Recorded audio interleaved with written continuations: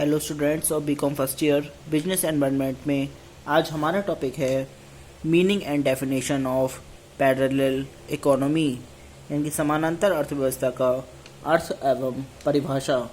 इसमें सुनिए। समानांतर अर्थव्यवस्था से आशय अस्वीकृत और अलेखांकित अर्थव्यवस्था से है। इस प्रकार की अर्थव्यवस्था नियोजित अर्थव्यवस्था के समानांतर चलती है, इसलिए इसे समानांतर अर्थव्यवस्था कहते हैं। समानांतर अर्थव्यवस्था के आशय को अच्छी तरह से समझने के लिए यह आवश्यक है कि सर्वप्रथम हम इसके आधार को अर्थात काले धन को समझ लें, क्योंकि काले धन का आकार समानांतर अर्थव्यवस्था की अवधारणा को अच्छी तरह से समझाने में सहायक होता है। काले धन का अर्थ, जैसा कि इसके नाम से ही स्पष्ट है, कि यह दाग लगा धन है। ऐसा धन जो साफ नहीं है, जिस पर बुराई का धब्बा लगा है। काला रंग ऐसा रंग है जो प्रायः बुराई से संबंधित है। संक्षेप में काले धन से आशय उस धन से लगाया जाता है जो कानून के प्रावधानों का उल्लंघन करके अर्जित किया गया हो। काले धन की प्रकृति को अच्छी तरह समझने के लिए हमें निम्नलिखित दो बातों को ध्यान में रखना चाहिए। पहली, पूर्णतः कानून और न्यायोचित ढंग से अर्जित आय उस समय काली बन जाती है जब करदाता कर निर्धारण के लिए इस आय को अपने हिसाब में प्रदर्शित नहीं करते। दूसरा, गैरकानूनी स्रोतों से अर्जित आय शुरू से ही काला धन कहलाती है। उदाहरण के लिए, रिश्वत में ली गई आय काला धन है, क्योंकि रिश्वत एक गैरकानूनी अवधारणा है। इस प्रकार काले धन या काली मुद्रा का सरकार को हिसाब नहीं दिया जाता, अर्थात इस आय पर सरकार को कर का भुगतान नहीं किया जाता है। इसके विपरीत श्वेत मुद्रा से तात्पर्य ऐसी मुद्रा से है जिसको संबंधित खातों में दर्शाया जाता है। इसका लेखा जोखा राष्ट्रीय आय में होता है और देय कर का भुगतान किया जाता है। ऐसी अर्थव्यवस्था जहां इस प्रकार की मुद्रा चलती है उसे वैध अर्थव्यवस्था कहते हैं। उपयुक्त विवेचना के आधार पर हम कह सकते हैं कि वह धन, संपत्ति व आय जिसे प्राप्त किया गया या कमाया गया या जिस पर स्वामित्व है तथा जो देश की वैध कर प्रणाली से बच गया है और उस पर कोई कर नहीं दिया गया है, तो ऐसे धन, संपत्ति व आय के क्षेत्र को काली अर्थव्यवस्था या अवैध अर्थव्यवस्था कहते हैं। लेकिन जब वैध अर्थव्यवस्था साथ साथ चलती है तो इसे समानांतर अर्थव्यवस्था कहते हैं।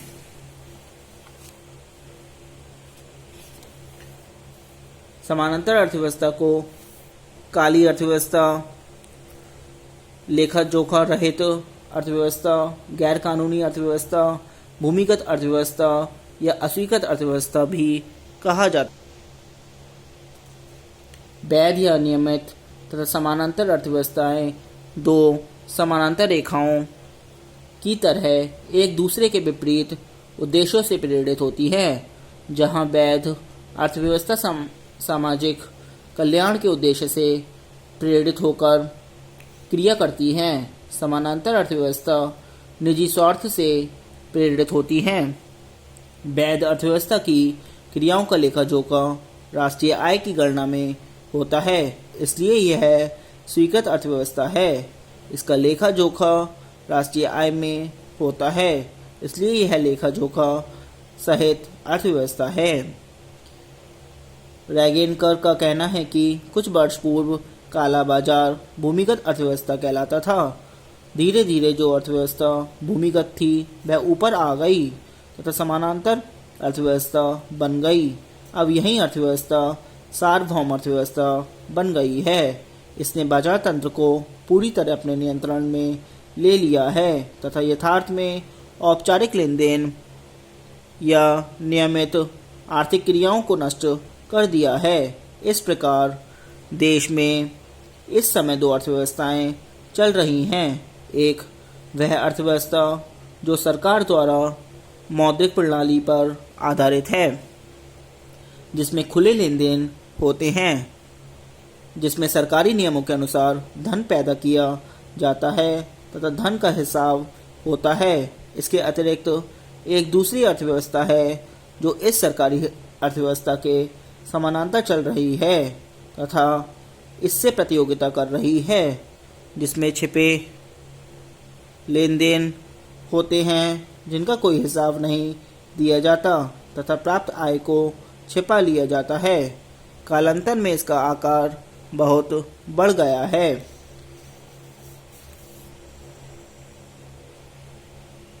काले धन का अनुमान लगाने के लिए कई दृष्टिकोणों से काम लिया जाता है, जैसे राजकोषीय दृष्टिकोण, मौद्रिक दृष्टिकोण, श्रम बाजार दृष्टिकोण तथा राष्ट्रीय तथा लेखा दृष्टिकोण।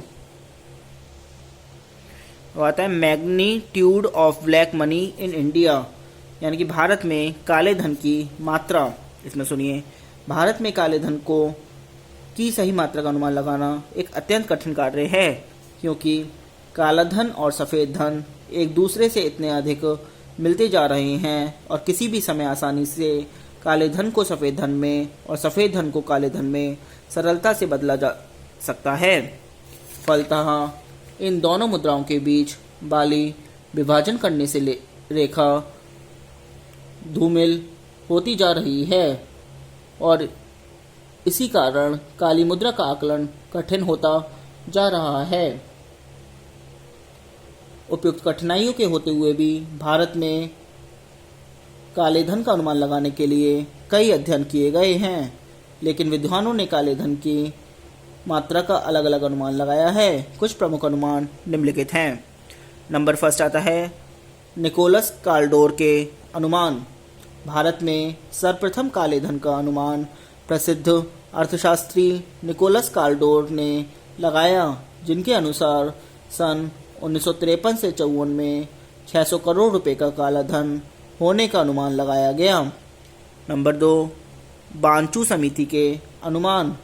बांचू समिति ने बताया कि 1961 से 62 से 1968 से 1969 तक के लगभग 10 वर्षों में काली मुद्रा 700 करोड़ रुपए से बढ़कर 1400 करोड़ रुपए हो गई।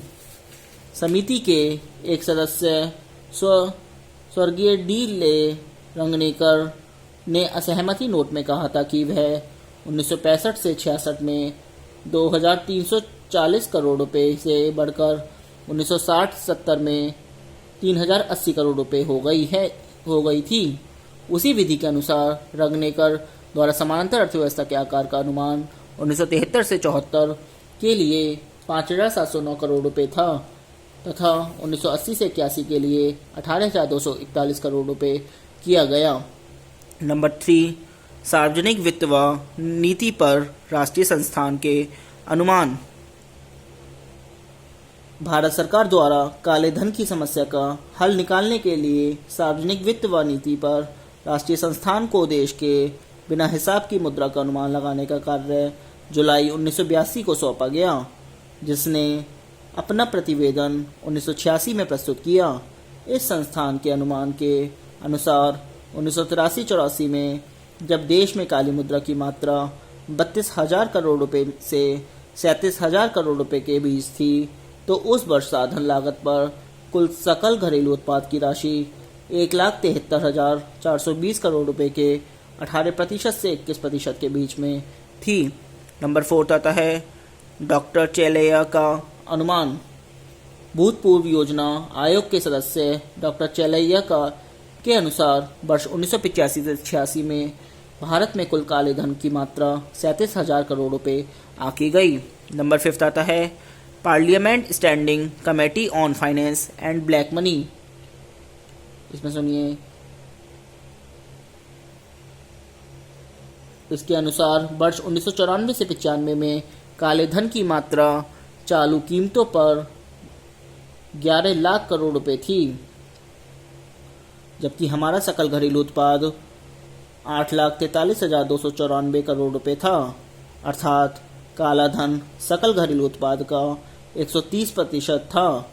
इसके अलावा काले धन में वार्षिक वृद्धि दर 13.5% प्रतिवर्ष अनुमानित की गई, जो कि सकल घरेलू उत्पाद की वृद्धि दर से 2.6 गुना से भी अधिक है।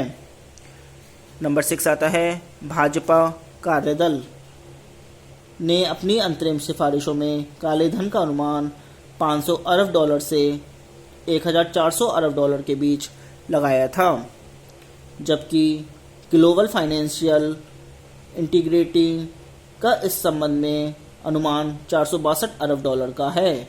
उपरोक्त सभी अनुमान विभिन्न अप्रमाण्य मान्यताओं व आकलनों पर आधारित बताते हुए वित्त मंत्री ने बताया कि भारतीय नागरिकों द्वारा अवैध अर्जित धन की मात्रा का अनुमान लगाने के लिए एक बहुविषयक समिति का गठन सरकार ने किया है।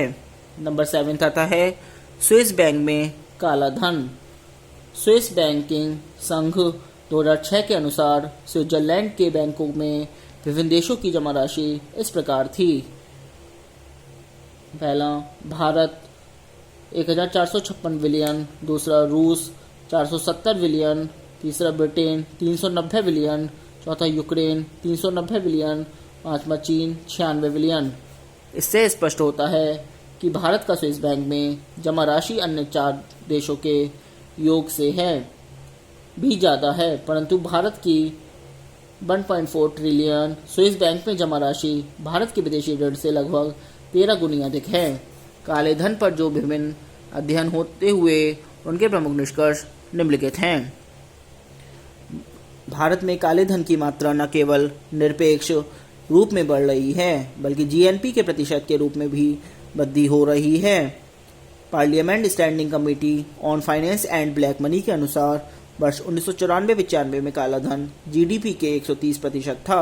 जीएनपी के विकास की दर से काले धन के सृजन की दर अधिक तेज रही है। भारत में करोड़ों पर की ऊंची दर व्यापारियों एवं उद्योगपतियों को कर चोरी के लिए भी प्रेरित करती है। आज के लिए इतना ही। Thank you very much.